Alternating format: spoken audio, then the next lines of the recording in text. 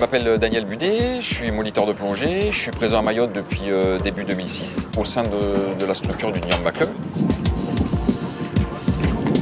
Moniteur de plongée, bon voilà, c'est faire plonger les gens, aller sous l'eau, mais c'est pas la plus grande partie de notre activité, c'est pas ça du tout. Il y a aussi beaucoup de travail annexe, que ce soit de l'entretien, de la mécanique, de la préparation, de la manutention.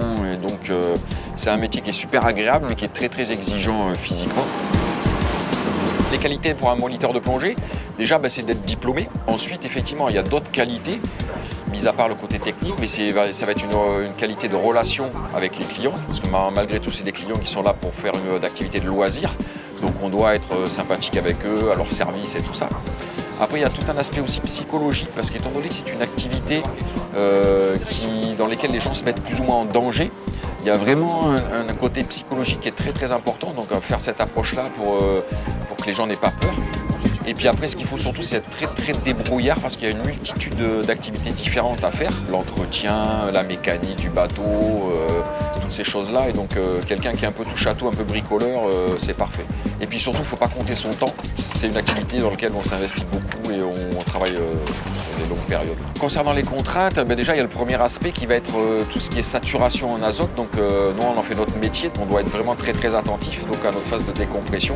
Sur une semaine, on est capable de faire 10 plongées à la suite. Ça génère pas mal de contraintes. À part ça, après, les gens, une fois qu'ils sont formés, ils sont au courant de ces contraintes-là et on essaye de faire le maximum pour se mettre le plus en sécurité possible parce qu'effectivement, c'est une activité à risque dans laquelle on doit faire très attention.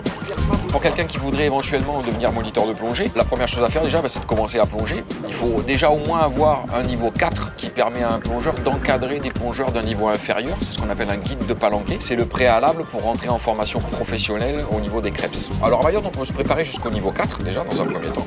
On peut préparer aussi le MF1, donc le monitorat fédéral premier degré. C'est un diplôme de moniteur de plongée, mais qui ne permet pas d'être rémunéré. Ça peut être une passerelle pour obtenir le brevet professionnel, qui permet d'avoir ensuite une rémunération. Le gros intérêt de faire ce travail-là à Mayotte, c'est qu'en fait, c'est une activité qui est tout au long de l'année. Par rapport à d'autres endroits dans le monde où c'est des activités saisonnières, à Mayotte, on a la chance d'avoir un temps qui est propice toute l'année à l'activité de plongée sous-marine.